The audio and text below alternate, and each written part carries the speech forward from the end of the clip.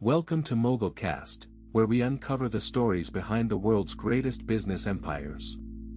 Let's get into today's story. September 15, 2008.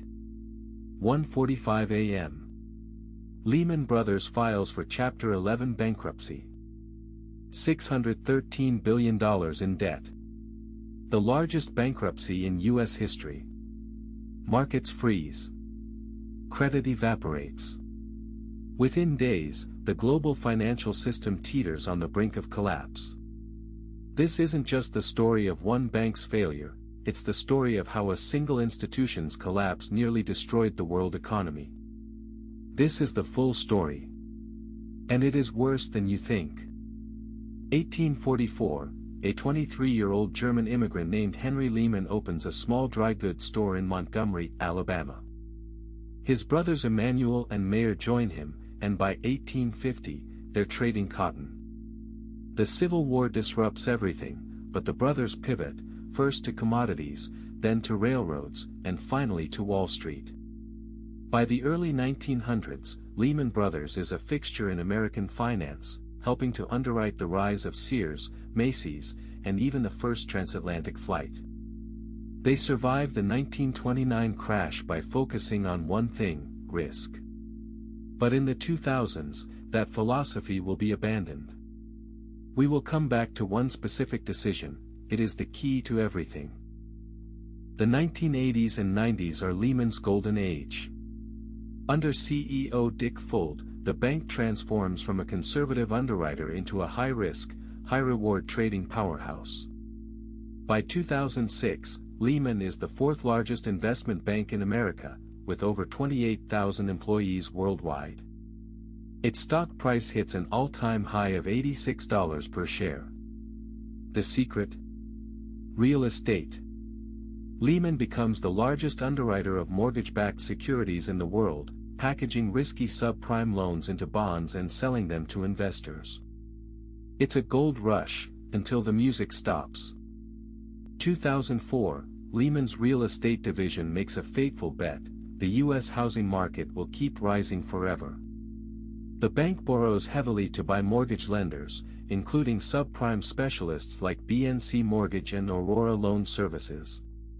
By 2007, Lehman's real estate portfolio is worth $111 billion, more than the entire market capitalization of the bank itself.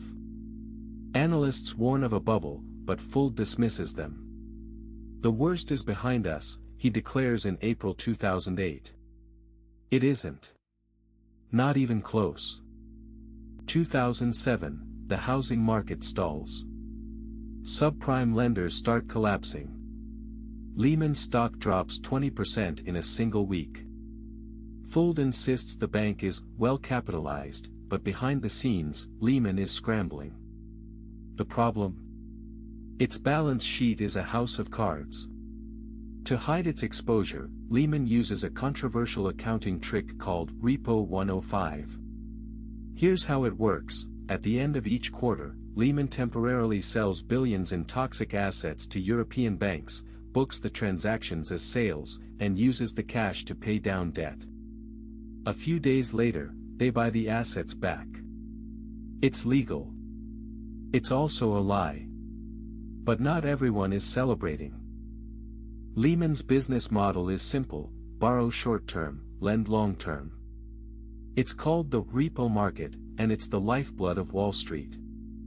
Every night, banks like Lehman borrow billions overnight to fund their daily operations.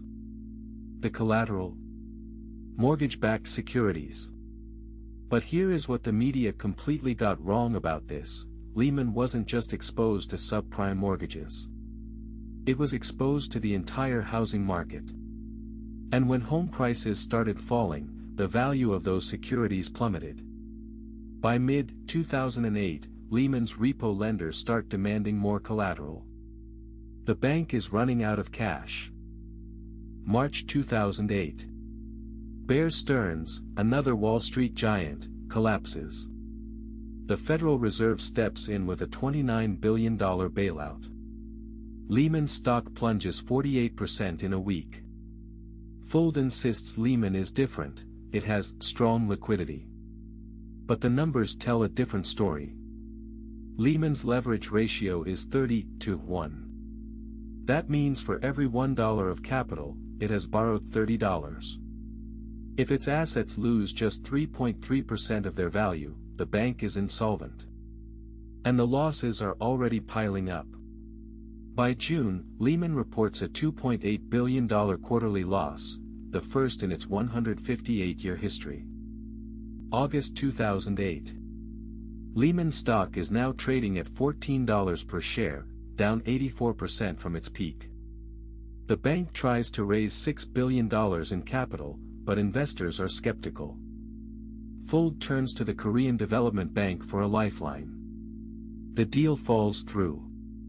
Then, on September 9, Lehman stock drops another 45% in a single day. The repo market freezes. No one will lend to Lehman. The bank is hours away from running out of cash. Fold makes a desperate call to Treasury Secretary Henry Paulson. The response? You're on your own. September 12, 2008.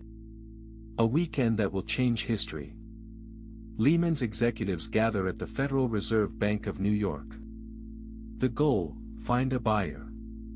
Barclays and Bank of America are interested, but only if the U.S. government guarantees Lehman's toxic assets. Paulson refuses. No public money, he says. By Sunday night, both deals collapse. Lehman has no options left. At 1:45 a.m. on September 15, the bank files for bankruptcy. The Dow Jones drops 500 points in a single day, the largest one-day drop in 7 years. But the worst is yet to come. Lehman's collapse triggers a global panic. Money market funds, considered the safest investments in the world, start breaking the buck. That means investors lose money on what are supposed to be risk-free assets. Companies can't borrow. Businesses can't make payroll. The commercial paper market, which funds everyday operations for corporations, freezes. Within weeks, the U.S. economy loses 8.7 million jobs. The Great Recession begins. And if you have made it this far, you already understand something most analysts completely missed: Lehman wasn't the cause of the crisis. It was the symptom. October 2008. Congress passes the Troubled Asset Relief Program, or TARP, a $700 billion bailout to stabilize the financial system. But it's too little, too late. The damage is done.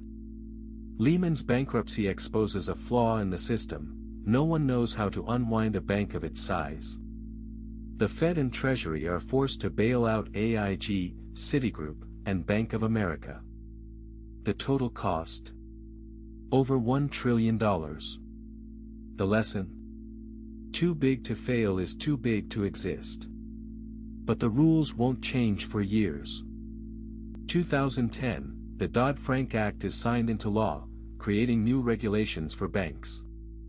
But one key provision, the Volcker Rule, takes years to implement. Meanwhile, Lehman's former executives walk away largely unscathed. Dick Fuld testifies before Congress, insisting, "I wake up every single night thinking, what could I have done differently?" The answer? Remember that decision we mentioned at the start? Here is what it actually cost: $613 billion in debt, 8.7 million jobs, and a global recession that took a decade to recover from. Lehman's collapse by the numbers: $613 billion in debt, the largest bankruptcy in U.S. history. 25,000 employees laid off worldwide. 8.7 million jobs lost in the U.S. alone. $700 billion in taxpayer funds spent to prevent a total meltdown. The Dow Jones drops 50% from its peak. Home prices fall 30% nationwide. And the real estate portfolio that started it all? It was sold for pennies on the dollar, just $1.6 billion to Barclays. The lesson no one learned. The next crisis won't look like the last one. Lehman's collapse wasn't about subprime mortgages, it was about leverage, opacity, and the illusion of safety. Today, the largest banks are bigger than ever. The repo market is still the backbone of Wall Street. And the next Lehman? It's already out there. The only question is when it will fall. If you want to understand how this pattern repeats across every major business collapse, the next video covers a story with disturbing parallels. A company that, like Lehman, seemed too big to fail, until it wasn't. That one is next. That's the story for today on MogulCast. If you found this valuable, subscribe and hit the bell. A new empire story drops every single weekday. See you tomorrow.